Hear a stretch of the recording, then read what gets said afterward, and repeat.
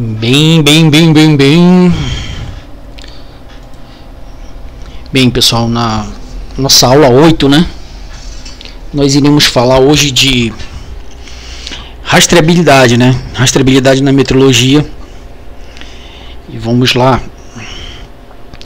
Bem, no conceito de rastreabilidade é o mesmo conceito que nós temos para outras vertentes, que seria a propriedade de um resultado de medição pela qual tal resultado pode ser relacionado a uma referência através de uma cadeia ininterrupta documentada de calibrações, cada uma contribuindo para a incerteza de medição.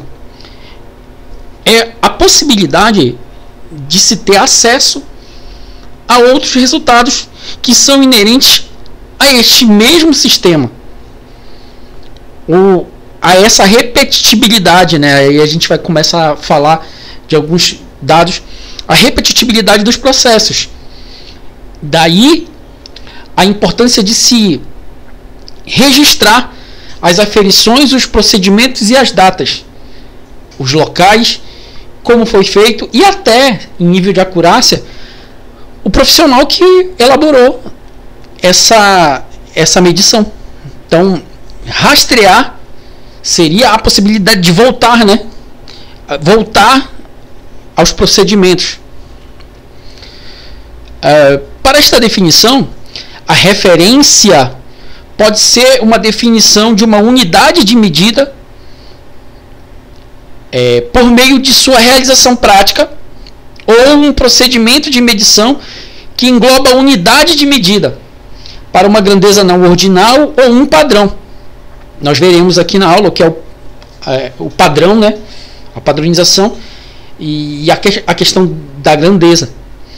A rastreabilidade na metrologia requer uma hierarquia de calibração estabelecida. Então, essa hierarquia é muito bem colocado. Hierarquia dá a ideia de importância, né? Importância do processo, quem vem primeiro, qual o mais importante, quem é a base para sustentação de um outro procedimento. Grandeza. A professor, como é que vou estudar grandeza? É para o entendimento dos conceitos lógicos. Definida por um procedimento de medição adotado por convenção, ou seja, convenciona-se, que pode ser ordenada de acordo com outras grandezas do mesmo tipo, segundo a ordem crescente ou decrescente das suas expressões quantitativas, ordenada, né? Mas para a qual não há qualquer relação algébrica entre as grandezas. Continuando. Os números podem ser cardinais ou ordinais.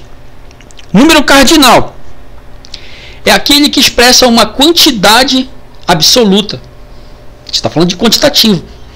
Número ordinal é aquele que indica a ordem ou a série em que determinado número se encontra incluído. E tem algo que é diferente, que é o código numérico, que não é nem cardinal nem ordinal.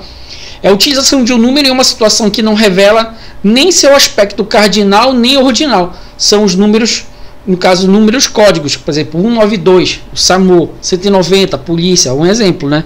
Hipotético. Você pode pegar, por exemplo, assim, mês 11. Mês 11. Mas o mês 11 tem quantos dias? Quando tu fala assim, o mês 11 dá a ideia de progressão, né? Dá a ideia de um após o outro. Quando você fala assim, tem 30 dias do quantitativo, né? Tu tá fazendo a mesma análise de uma forma cardinal e uma forma ordinal. Continuando.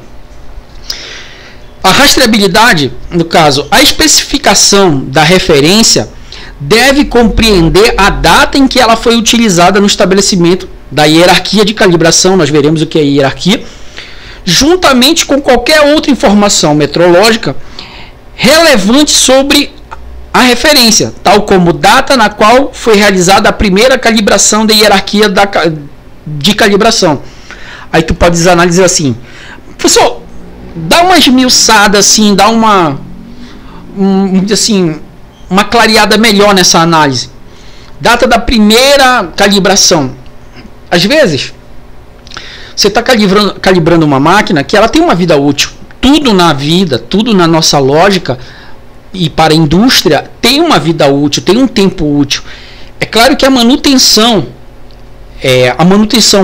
preditiva, preventiva, a manutenção quando há quebra, né? Isso pode fazer com que a vida útil dessa máquina ela se prolongue. Porém, o efeito de calibração dela pode ter iniciado algum tempo atrás. Quando eu digo algum tempo, pode ser alguns anos. E essa máquina está em funcionamento. Se você tem uma rastreabilidade do processo, você tem efetivamente essa calibração de uma forma hierárquica, você vai ter a história do cardinal e ordinal, né? Você vai ter a ordem de calibrações, e você vai ter o quantitativo, a quantidade de calibrações que aquela máquina foi feita. Pode ser até importante numa tomada decisória de um determinado trabalho, de você ter um aspecto de confiabilidade ou não em determinada máquina, dado o número hierárquico de calibrações que ela teve, ou seja, o quantitativo, as repetições. Então aqui você pode ver, segundo a norma, a 17.0,25, você vai ter o código, o número, né, que você vai colocar, a data da calibração, data da próxima calibração, a assinatura do responsável, muito parecido com o que nós temos em relação aos óleos, né, troca de óleo de carro, a lógica é a mesma. Da hierarquia de calibração, temos que a sequência de calibrações, desde uma referência até o sistema de medição final, em que o resultado de cada calibração depende do resultado da calibração precedente. Óbvio, se você está fazendo uma rastreabilidade e você tem o somatório de erros, o somatório de tempo que entre uma calibração ou outra, você pode até ter uma lógica, por exemplo, foi previsto que houvesse uma calibração para a data tal, porém, dado o uso contínuo de determinada ferramenta, observou-se que teve que diminuir o tempo hábil para a próxima calibração, devido à observância de o equipamento não estar em consonância com a técnica que deve ser aplicada e tarará, tarará. Assim como pode-se chegar para calibrar esse material na data que foi estimada e o material não está com uma margem de erro, né, um erro que fora de um padrão. Pode ocorrer. Aqui um exemplo bem prático de hierarquia de padrões metrológicos, fonte em metro. Nós temos aqui, olha, lá no ápice, né, aqui da pirâmide, unidade do sistema internacional, os padrões internacionais, os padrões nacionais, temos aqui, ó, padrões de referência e de trabalhos de laboratórios de calibração acreditados. A gente já teve aula sobre acreditação, né? Padrões de referência de trabalho de laboratório de ensaios acreditados. Já tivemos aulas também sobre o que são ensaios. Indústria e outros setores, padrões de referência de trabalhos de laboratórios do chão da fábrica. Então há vamos dizer assim, uma hierarquia, né, de padrões que devem ser seguidos, e é importante saber que em nível laboratorial tem que se buscar padrões de acreditação, né? A pessoa aqui na fábrica pode estar certificado, não é uma boa análise? Sim, as análises de certificação, elas não substituem trabalhos com laboratórios acreditados, né, em relação a padrões e oferta de serviços, né? Lembrando que você pode ter o laboratório acreditado e o serviço, né, que é ofertado também acreditado. A incerteza de medição necessariamente aumenta ao longo da sequência de calibrações. Ainda agora eu falei anteriormente, né? Tudo tem uma vida útil, né? Toda máquina, tudo que é utilizado, até o corpo humano, né? Nós temos o período de produção muscular, chega um momento que começa a diminuir esse metabolismo e maximizar a gordura, né?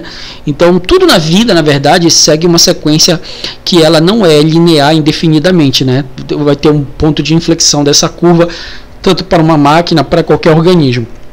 Os elementos de uma hierarquia de calibração são um ou mais padrões e sistemas de medição operados de acordo com um procedimento de medição. Bem óbvio, né, que quando vai colocar elementos dentro de uma hierarquia de calibração, você não vai seguir somente, por exemplo, um padrão, né? Um sistema. Óbvio que podem existir outras formas de se chegar ao mesmo resultado. Depois você pode dizer, eu adotei determinado sistema para fazer essa calibração, mas poderia fazer também por outro tipo de sistema. Há a existência de um outro modo para se fazer o processo. Ótimo. Vou dar um exemplo para você. Por exemplo, um violão desafinou. É claro, eu estou dando um exemplo bem prosaico. Um violão desafinou.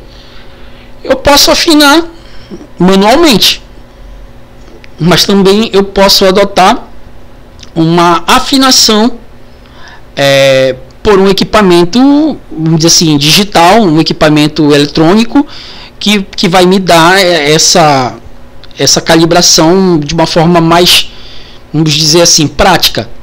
Mas também pode ser feito essa calibração para pessoas que têm ouvidos fora da normalidade, que conseguem distinguir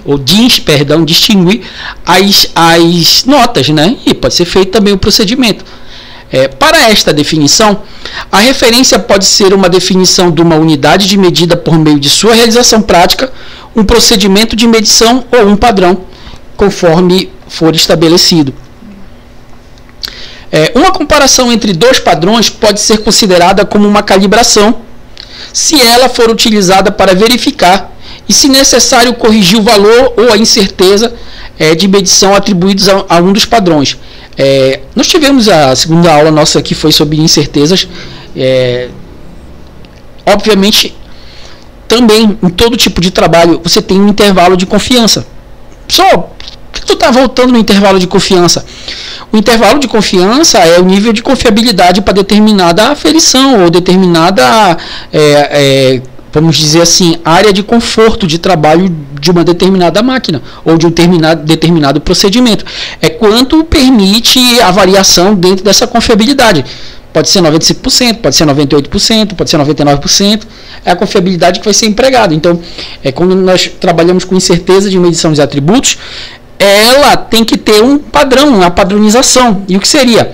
Padrão, geralmente tendo a mais alta qualidade metrológica disponível em um dado local, isso aqui é importante ser falado, ou em uma dada organização, a partir do qual as medições lá executadas são derivadas.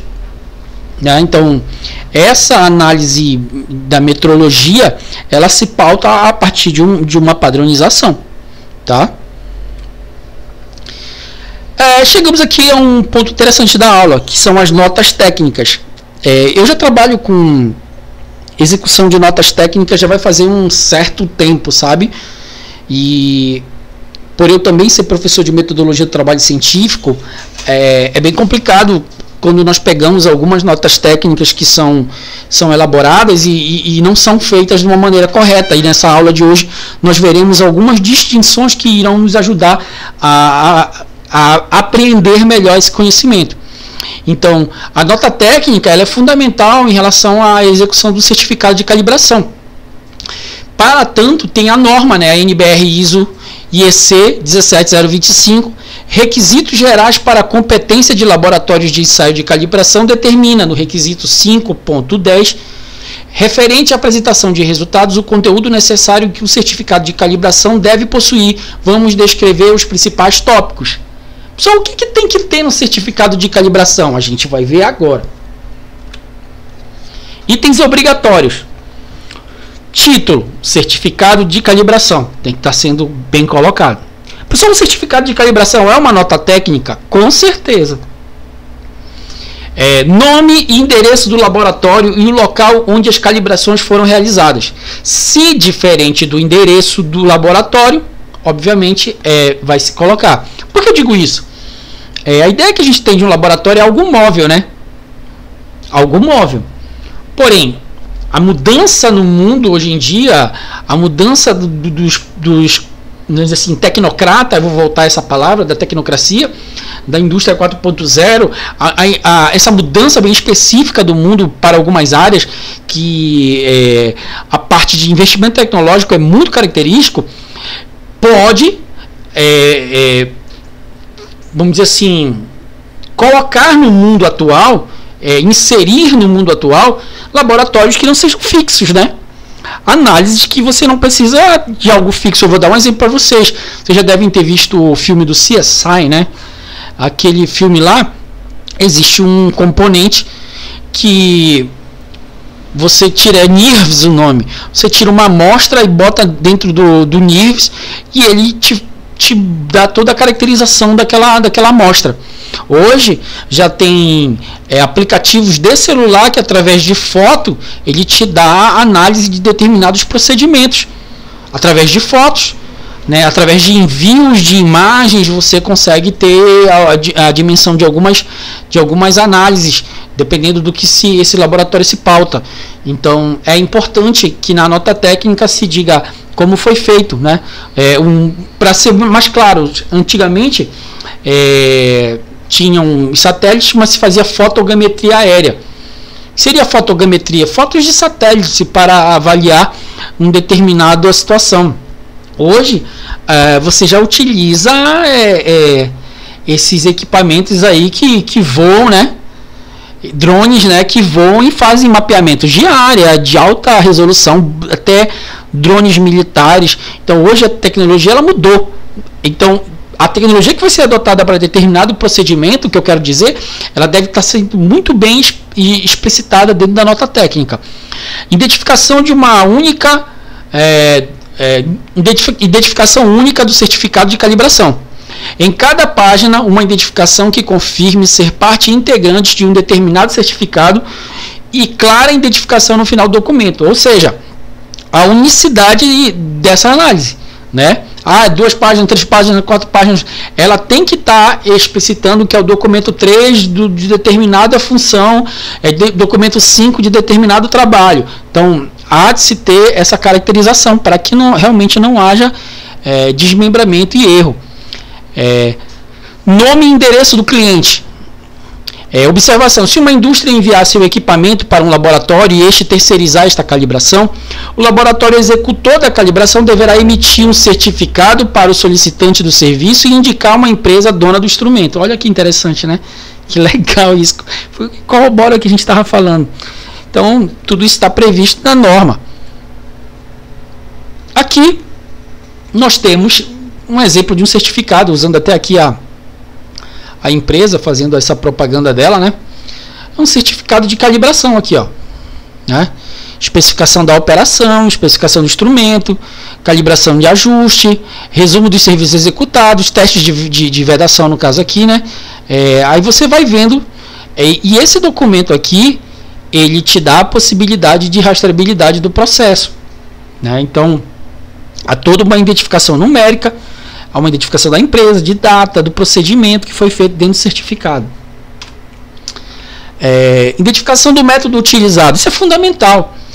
Sempre me perguntam, professor, o que é uma pesquisa, o que é um ensaio, o que é um trabalho? Tudo tem que ter repetitibilidade.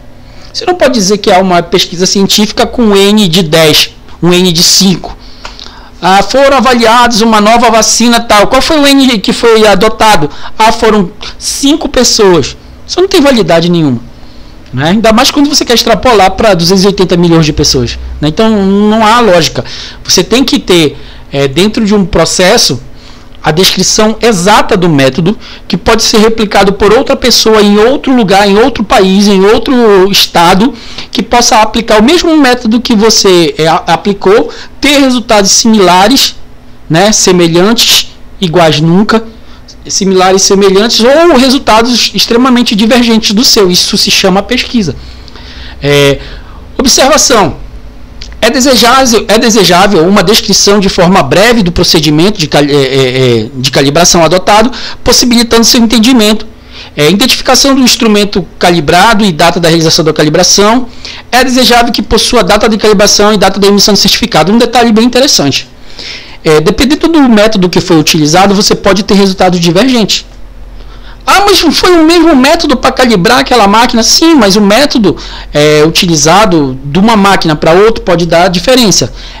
De um procedimento manual para um procedimento automático pode dar diferença. Tá? Isso deve ser muito bem explicitado para que nas posteriores avaliações de tomadas decisórias saiba-se qual tipo de método foi utilizado. Resultado da calibração com as unidades de medida. As unidades de medida devem estar relacionadas ao Sistema Internacional de Unidades. Obviamente, você não vai reinventar a roda, né? Caso o resultado seja declarado em unidade de medida que não pertence ao Sistema Internacional, um fator de conversão ou tabela correspondente deve estar contido no certificado. Obviamente, se você apresentou numa forma que ela não existe, é uma nova unidade que não é padrão, você deve mostrar como deve ser feito.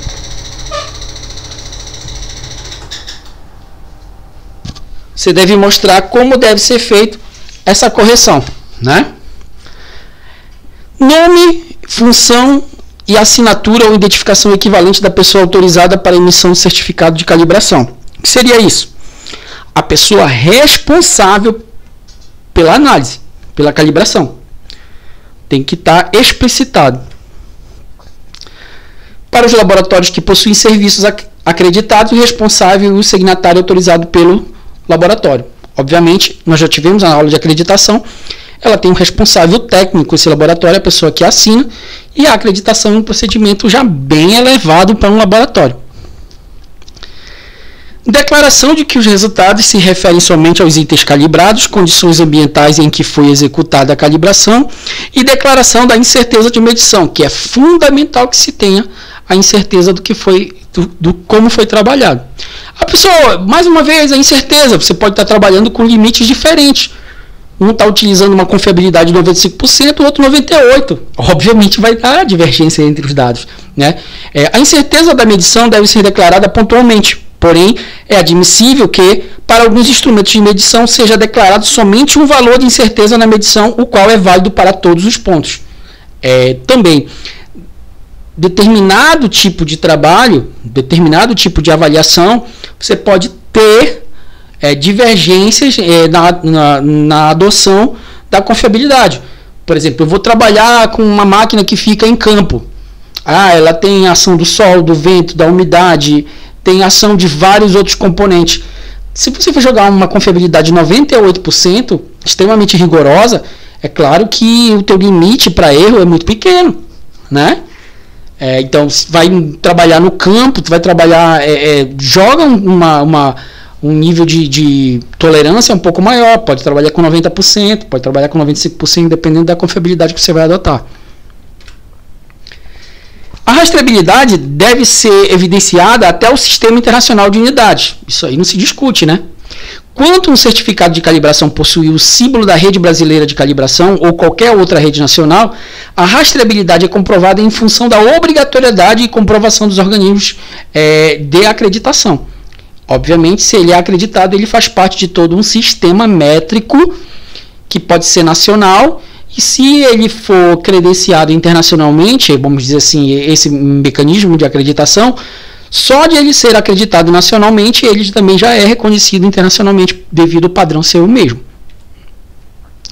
Caso seja realizada uma declaração de conformidade, também já vimos numa aula sobre acreditação que seria conformidade, esta deve identificar quais são os pontos conformes e não conformes, assim como a base de determinação da conformidade. O que é isso? Você pode ter um procedimento que você já está em determinado ponto em conformidade para uma acreditação e outro não, você tem que melhorar, né? Então pode ser uma escala gradual até você chegar à acreditação total de um laboratório para um determinado tipo de análise.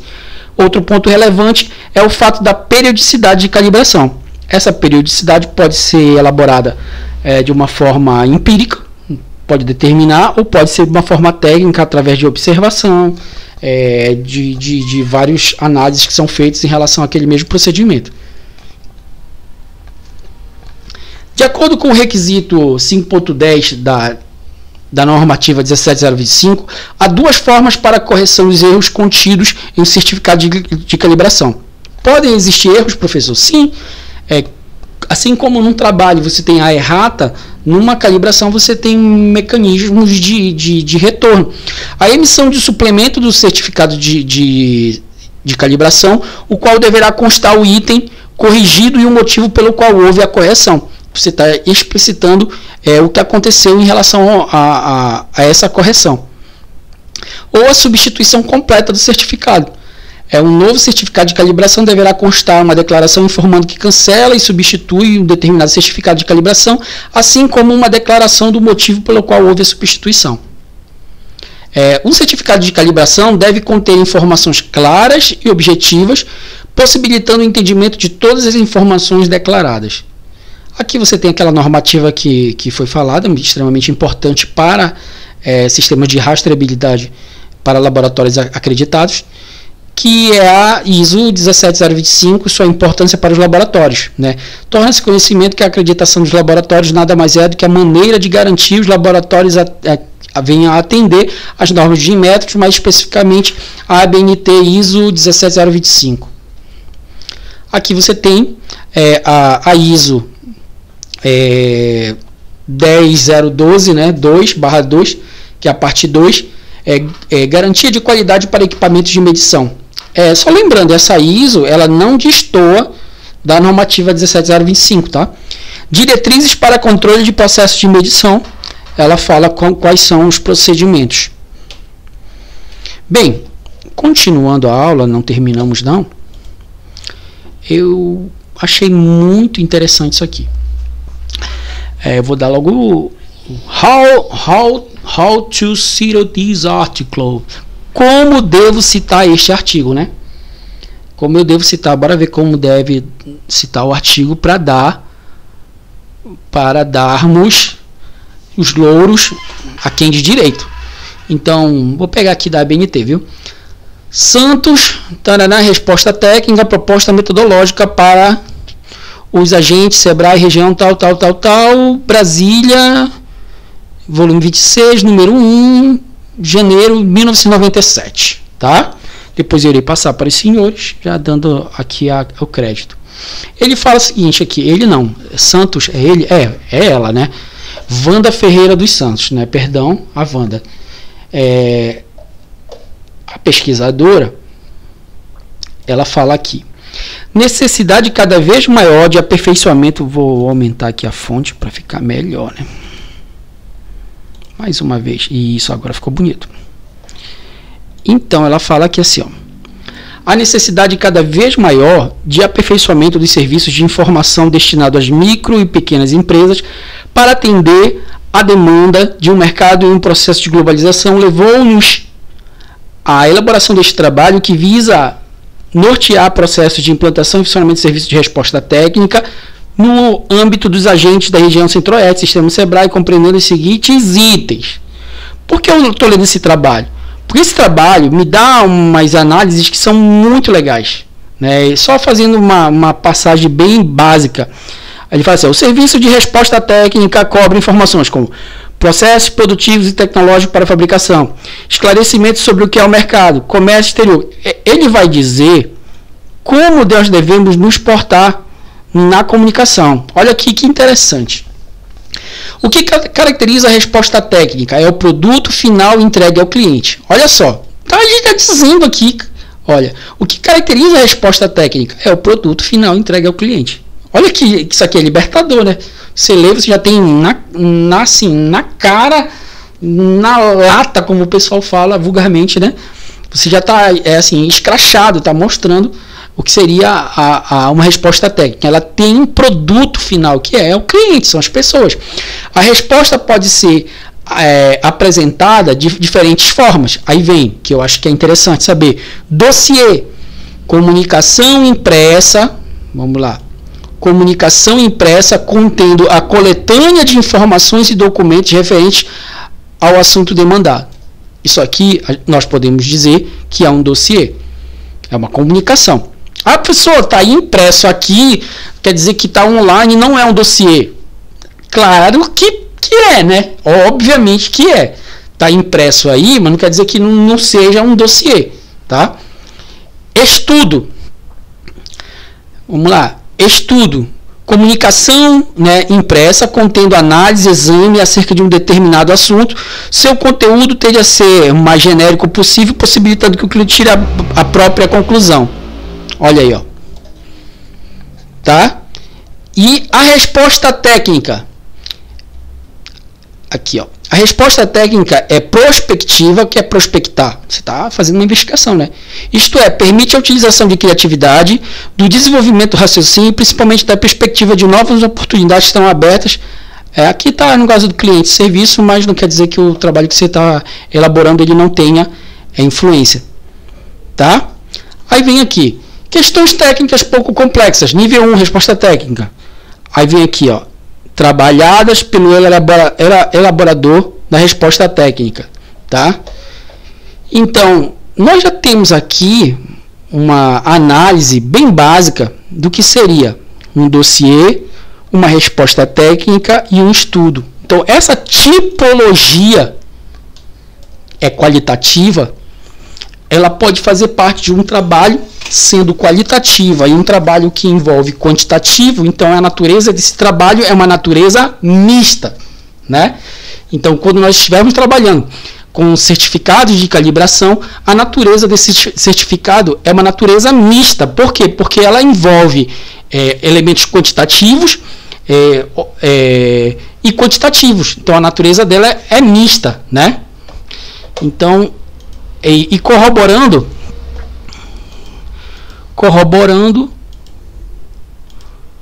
peraí, tá aqui, tanto é mista, com números cardinais e números ordinais, né? Então, a natureza é mista. Então, gente, por hoje, a gente fica por aqui nessa aula.